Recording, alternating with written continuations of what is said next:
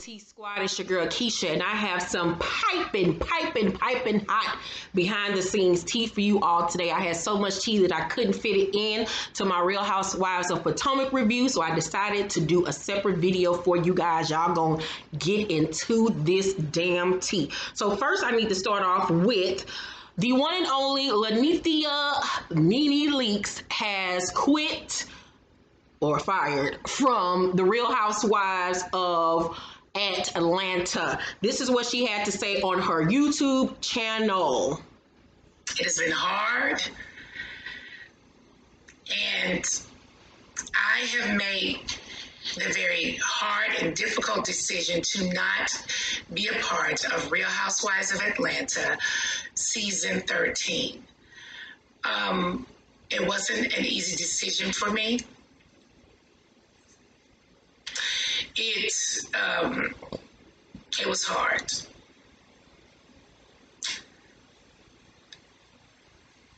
I started on the Real Housewives of Atlanta in 2008. I was trying to figure out, was she trying to make herself cry? I didn't really get the long pauses. It seemed like she was trying to make herself cry. So that's what she had to say. She said that she was not returning for season 13. This is what Andy had to say. He paid tribute to her on his Instagram with a series of pictures of them over the years. And he captioned it, Nene Leakes is an icon of the genre. She is a GIF and catchphrase machine. And 11 years of Watch What Happened Live, Nene has been our most frequent guest, and she is always a blast. Nene nicknamed me Buttercup the first day we met and still calls me that today. Through her whole run, she has always had a serious concern and drive to maintain the success and well-being of Real Housewives of Atlanta. I am going to miss Nene on the show, but I'm hoping we work together again soon and will remain in each other's orbits forever. XO Buttercup. And then the Bravo TV Instagram page posted a picture of her and said, Nene has stepped off her throne and she will truly be missed. So she said she wasn't returning for season 13, but it seems like she's done with the show, period. So we'll see, I guess, next season if she comes back, if they're able to work it out, or is she going to be gone for good? We all said that she needs to take some time off because she showed her monkey ass these last two seasons. The fame went to her head. I did not like her these last two seasons.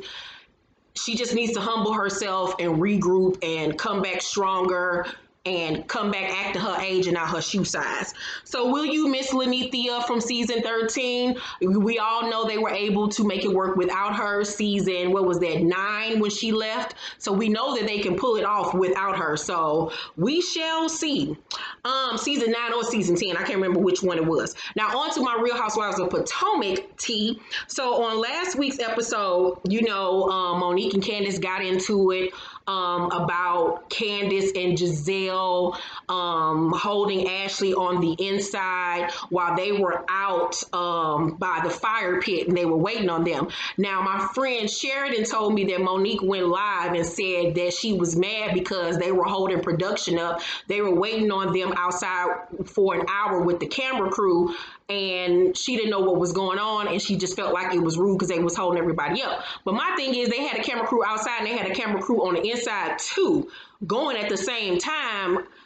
I mean, I understand that they needed to get the shot, but I'm pretty sure if production had to choose which one they want to film, it would be them telling Ashley that her husband has been caught cheating again. Like I said on last week's review, I felt like Monique was doing team too much. She was taking all her anger out on Candace because she does not like Candace and she just wanted beef with her from last season and for everything that was going on this season. So somebody on Twitter said, unfortunately, her not addressing the problem with Candace, anything could be a trigger. However, if everything went down the way her live said, I don't understand why she is mad with Candace. She wasn't spreading the rumor. And the rumor being that Monique allegedly had an affair with her trainer, which we'll get into in a minute. So Robin responded to the Twitterer and said, that's all manipulation. Candace did nothing to her ever. And she put nothing in caps. Now, nothing to her ever, that's a big, strong statement. She has done things to her. Monique has done things to Candace. So Robin, have several. Also, if you have not seen the video of Ashley Darby's husband Gullum,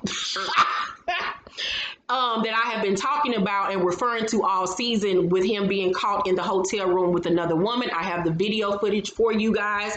Here he is in a hotel room. The woman that he was with is recording him, and I do have the photo of said woman as well. Here is thy video.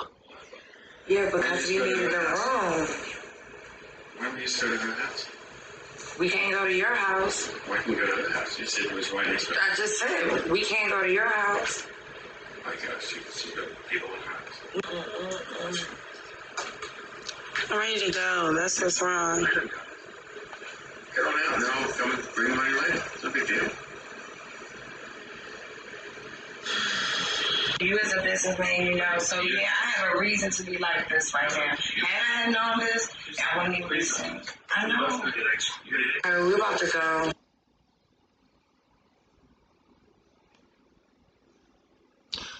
How you gonna be cheating with a bitch that got an attitude? Like, you might as well brought Ashley on the trip if you're gonna be arguing with a bitch.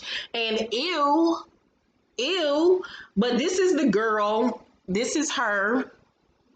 So he likes chocolate. He likes black women. But she look like, you know, all he got to do is spend a couple $100 on her. She'd be all right. Child, I guess Ashley. I motherfucking guess, girl. If you like it, I the fuck love it. So, also, I have some tea on Giselle. On the Bravo Housewives Instagram page, it says, well, Giselle Bryant sure has a lot to say these days. She told host David Yontief on the Behind the Velvet Rope podcast that Karen Huger feels intimidated by Wendy Osifo, that Monique Samuels is jealous of Candace Dillard because Candace is comfortable in her own skin, and that she bestowed the Grand Dame title upon Karen. She also gives her opinion on Ashley Darby's motherhood and the likelihood of Robin's nuptials. Girl, Monique is jealous of Candace because she's comfortable in her own skin. Girl, if you don't get somewhere and go fix your house and your fashions, now, where do you pull that at out your ass? Like, one thing that I don't think is that Monique is jealous of Candace at all. Monique seems like a woman that is very comfortable in her own skin. I don't get that at all. Let's talk about how you tried to set this girl up and try to ringlead this whole thing about that little boy not being Chris's son. She still has yet to address that. She has still yet to address it. She's been going all around the mulberry bush, but has not defended herself, said that's not true because she know her ass did it, and I can't wait for the goddamn reunion. Did she bestow the title of Grand Dame to Karen? I don't remember that. Somebody let me know. And about Karen feeling intimidated by Wendy, I don't think that Wendy is intimidated by Wendy at all. I think that she just don't see it for Wendy, like the rest of us, to be honest with you. I mean, no. So, bye, Giselle. Bye. You can't trust nobody's opinion that can't even dress herself. Girl, bye. Now, on to the tea at hand. I have the audio of Monique's ex-friend giving all the tea about this alleged affair that she was supposed to be having with said trainer. So I started recording at the part where she's telling how her and Monique went out one night in the city having a good time. They were in like a little nightclub type situation. Monique was drinking heavily apparently, and the trainer was there, and Monique was all up in her face, in his face allegedly, and then this is where I picked up on the audio. Mind you, the audio has some little sound issues from the YouTube page that I got it off of, but you can still get the gist of the story. I got this story off the Empress Show YouTube channel, so if you want to check out the full video, because I think it was about 10 or 11, 12 minutes, you can go on there and check it out. But here's what her ex-friend had to say, and then I'm going to give you my thoughts on it after I play the video. She's getting a little drunk, but she's dancing. You're dropping it like it's not showing her underwear, and it's really not on purpose that she's showing them, but I'm saying, like, bro, you need to chill out, you know? So then she keeps making her way over to the trainer guy, right? And they're a little bit close, or whatever. And I go and pull her away from the trainer, like, yo, you're tripping right now. Like, you're tripping. All these people in here, you're on reality TV, people gonna be having their cameras out, you know, doing a whole, like, she was just doing the absolute most. So I was, you know, pulling them apart. And she's laughing, she's giggling, she thinks it's funny because she knows I'm a very protective friend, you know? So, night goes on, she's still drinking. So, at this point, I can't even get any level of intoxicated because I feel like I have to watch her, you know? Because I'm looking at who else is around. So I know, so she could remember it. I started videotaping her, or whatever, so she could see the next day when I had a conversation with her what was going on, right? It was not a kiki moment. I felt very uncomfortable in that environment. She was getting a little too close to the trainer, and she looked very comfortable there. So I was, I was in state shock, you know. So I called my husband. While I was talking to the other person with me there, and I was like, yo, like, get her. And he was like, yo, she's bugging, right? So she'll make her way back over to the trainer, I'll pull away. Every time she went over to the trainer, I'll pull her away. I called my husband because I was like, look, I don't know what to do. Like, I'm ready to go, but I think they wanted to go to some after party in some other spot. And I didn't feel comfortable leaving her there, right? So Chris is like a brother to me, literally like a brother to me. We were all very, very, very close. Monique was in my wedding, I was in her wedding. Chris and I, you know, had a bond. He has a bond with my husband. You know, we spent a whole lot of time together. So I called my husband and I asked my husband for advice on what to do in that situation because I felt very uncomfortable. I started to revert back to the conversation we had at the restaurant, and she was telling us that, you know, like pre-gaming us, like when she said, hold up, like I'm starting to find other men attractive. So I'm like, oh, okay. This is where that conversation came from. She wanted to forewarn me that, you know, but she didn't come out and say anything. She never told me that she was dealing with the trainer, but they just looked they looked very comfortable. She's sitting on the couch and I can see her texting. And apparently it was the trainer. He was like, yo, what's up with your girl? And she's responding and she says, that's just Gigi. She's just very protective of me. So he was like, why is she being a pussy police? Those were his exact words. So my husband is like, I don't know. Maybe I should call Chris because I know Chris is down at one of the clubs down the street. So he can come up and, you know, like a little interception or whatever. So he can intercept the bullshit. So my husband ends up calling Chris. So he comes down to the club and he gets me from the club.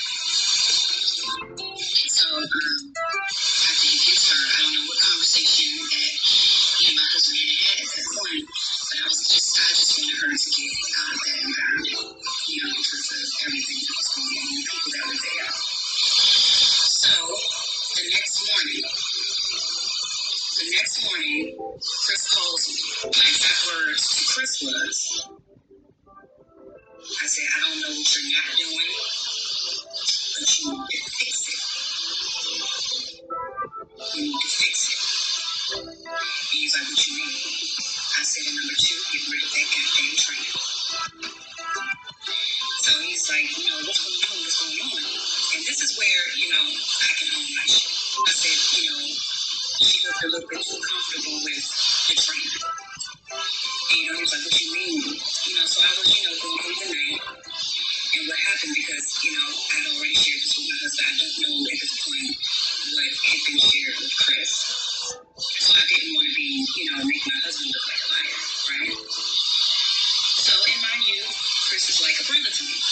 Chris was like, man, I'm not gonna say that. I know how much you love Monique. I know how close y'all are, and I know how she is. You know what I'm saying? So I'm not gonna say anything. But I told him like he needs to fix it. Whatever's going on, he needs to fix. And then I told him, about the training situation.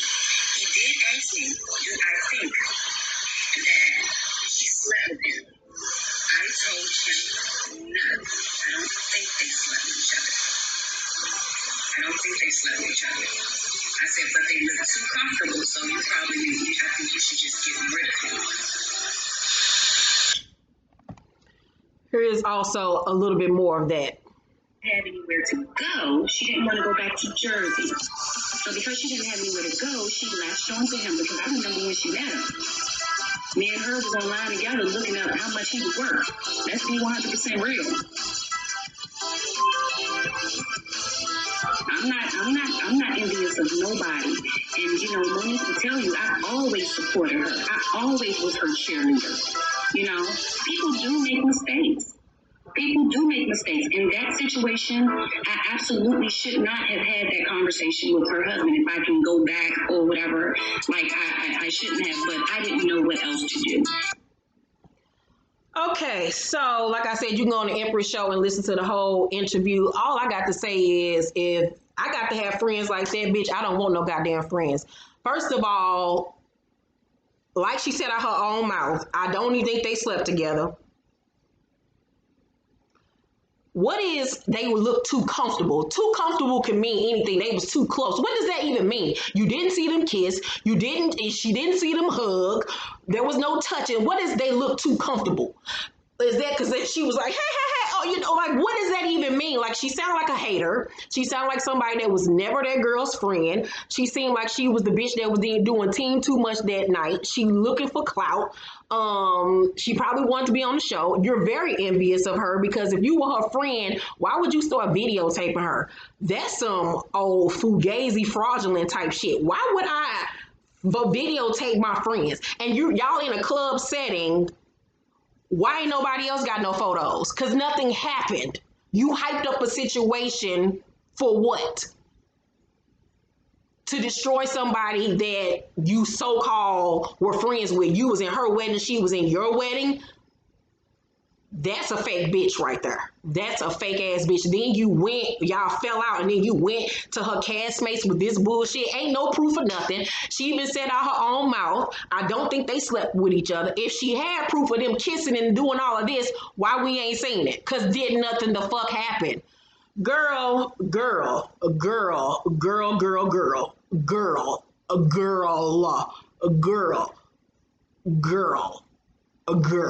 like, she is reaching and grasping for straws. That's some bullshit. If I was Monique, I'd be whipping her ass every time my motherfucker see her. For putting that shit in my husband's ear, calling my husband and this and that.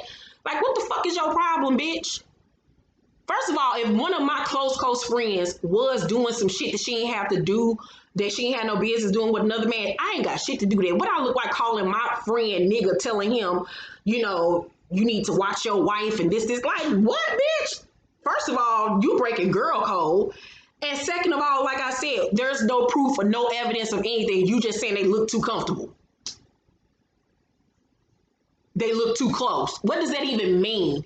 Girl, bye. So as far as this trainer shit, until I see proof of it, I'm team Monique when it comes to the bullshit. I don't even understand at this point why she wouldn't even address the shit on the show. And because just address the shit and cuss these bitches out, because y'all got me fucked up. Because why we ain't seen no proof of nothing? We ain't seen proof of anything. And based off the same bitch that supposedly outed her, she don't have no proof. So goodbye. Now, as far as this Candace and Monique shit, like I said on last week's episode, Monique was doing a lot. She was doing the most. So we gonna see how things play out on tonight's episode with her and Candace, who was in the right, who was in the wrong. We're gonna talk all about it on my review. What do y'all think about this tea that her so-called friend spilled on her? Her making the rounds, doing YouTube videos and calling folks, girl, she ain't shit. That's why you gotta be careful who you call friend. Thank y'all for watching this video. Make sure to thumbs up this video, like and subscribe, and hit that notification bell button. I love you guys, and make sure you check out my home tour video. It is up right now. Bye.